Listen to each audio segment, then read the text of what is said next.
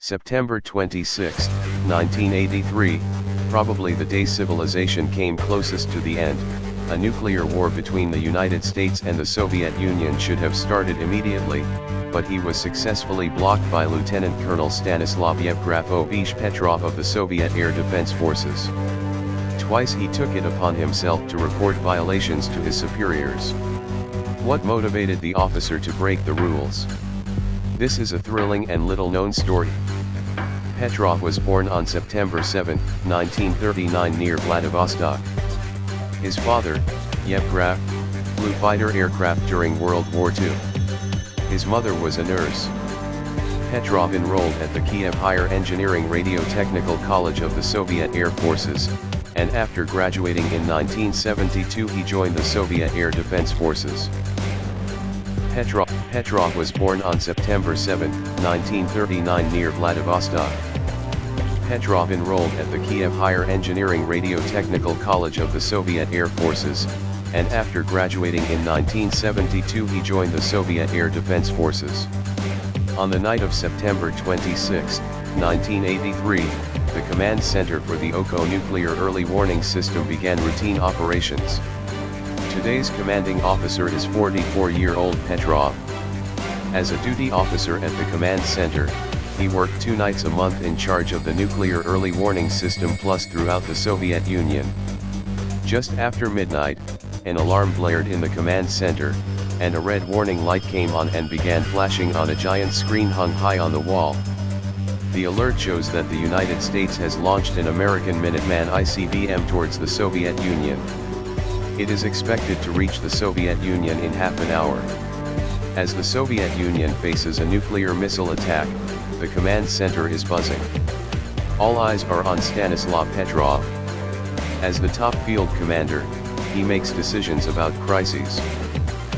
Could the United States launch a nuclear war against the Soviet Union? Of course, the key figure was Ronald Reagan, then President of the United States. President Reagan was a Republican and a famous hardliner. After he was elected president in 1980, he advocated building an ethical anti-missile system in response to the Soviet Union's powerful nuclear attack and missile defense capabilities. The anti-missile system uses a variety of high-tech means to counter intercontinental missiles and spacecraft from outer space, which the United States calls the high frontier.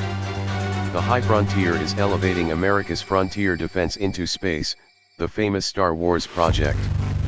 On March 23, 1983, President Reagan delivered his famous speech about the decision of the United States and its allies to build an anti-missile system. Reports say the total investment could exceed $1 trillion, or $10 trillion in today's money.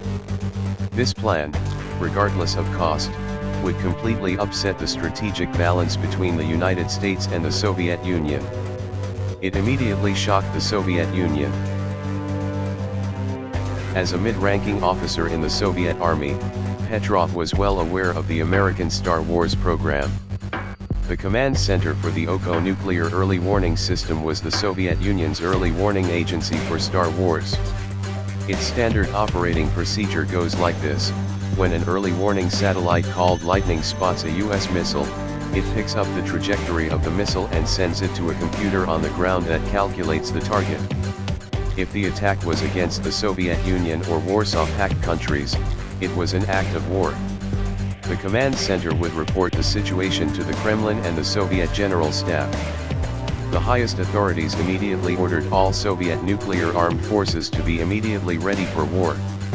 Strategic bombers carrying nuclear bombs take off, aircraft carriers leave port, nuclear submarines dive to the bottom of the sea and reload nuclear missiles, and mobile missile launchers on the ground go into launch mode.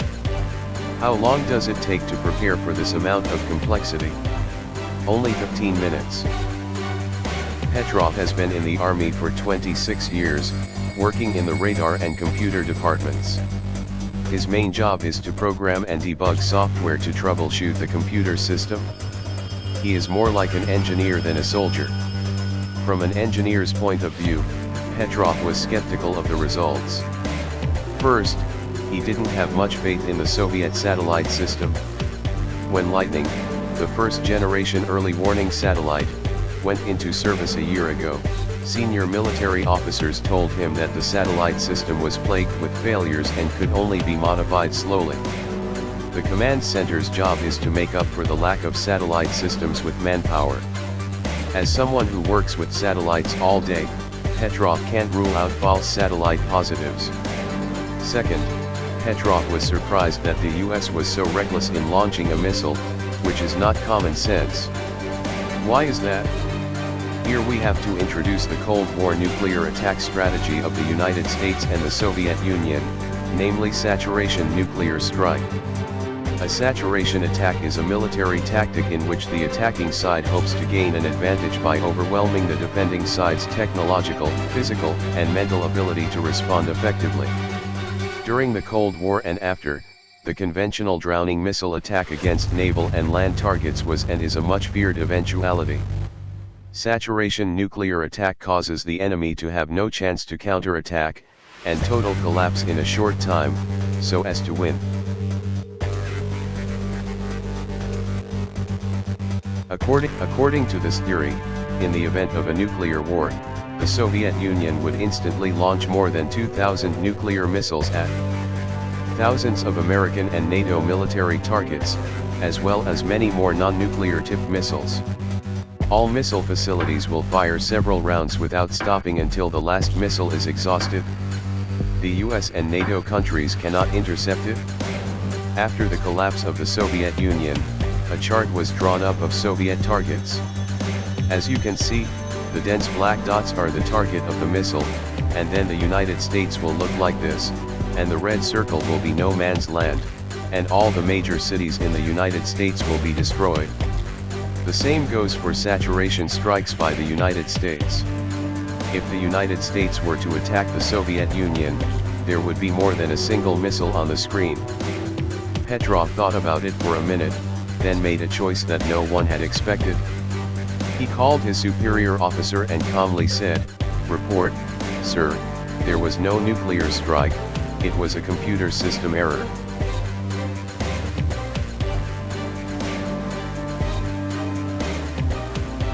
Petrov report caused a lot of anger in the military because it was unfounded. If there is a computer system error, the correct course of action should be to restart the computer immediately, calculate again, and then come to the correct judgment.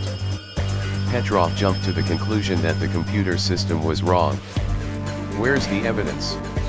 And in September 1983, the United States and the Soviet Union did come to the brink of war after the crash of Republic of Korea Airlines Flight 007. On the morning of September 1, 1983, Korean Airlines Flight 007 took off from Alaska bound for South Korea. The plane veered off course twice after takeoff, intruding into Soviet airspace. The Soviets misjudged it to be an American reconnaissance mission, and after 4 warnings of aerial bombardment failed, Soviet aircraft fired missiles at Flight 007. The plane crashed in international waters. All 269 people on board were killed, including 62 Americans and even a US representative. By the way, it was because of this incident that the U.S. subsequently decided to open up its GPS satellite system to global use to prevent tragedies from happening again. The crash of Korean Airlines Flight 007 drew strong condemnation from President Reagan, calling it terrorism and an inexcusable, cold-blooded massacre of unarmed civilians. President Reagan's words deeply offended the Soviets.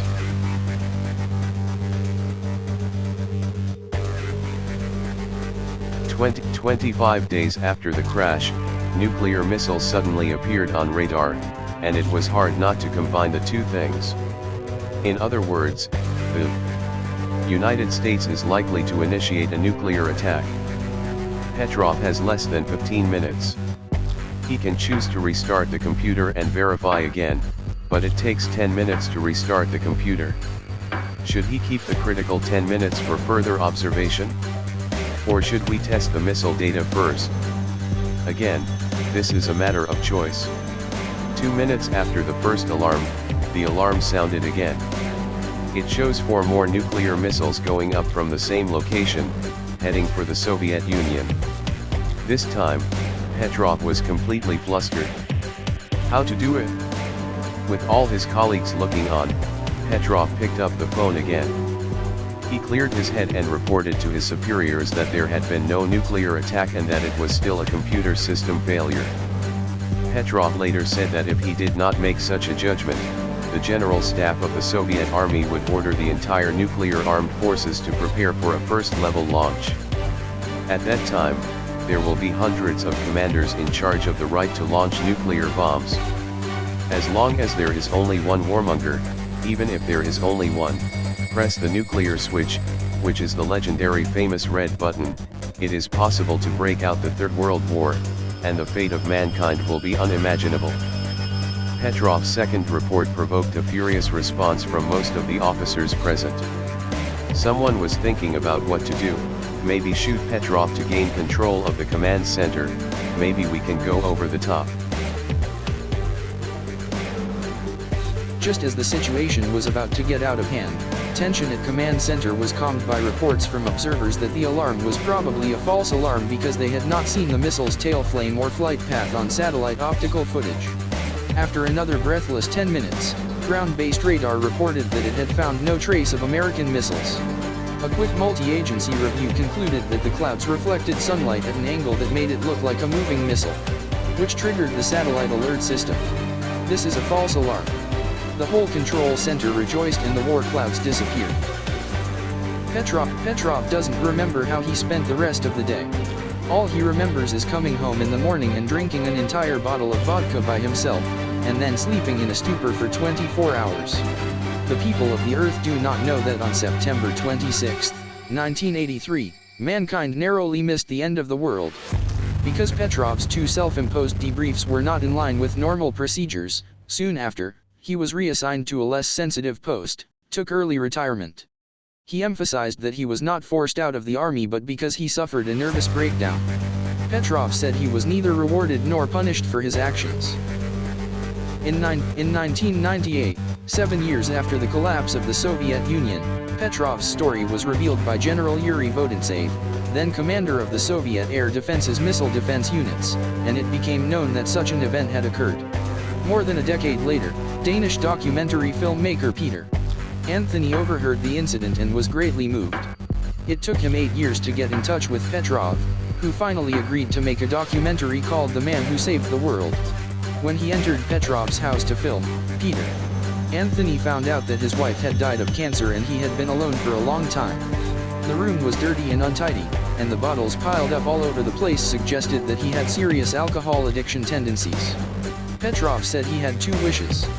One was to visit the United Nations building in New York and the other was to meet his favorite movie star, Kevin Costner. A few years later, the United Nations headquarters World Citizen Association decided to give Petrov the World Citizen Award. He came to the United States with the help of the United Nations. Our film stars Matt Damon and Robert De Niro heard Petrov's story and rushed to meet him. One day a mysterious car picked up Petrov and took him to a large trailer. This is Kevin, Petrov's idol. It was Costner's trailer when he was filming.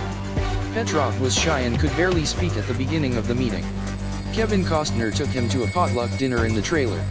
He tells Petrov that the heroes he plays are fake, but Petrov is the real hero in the world.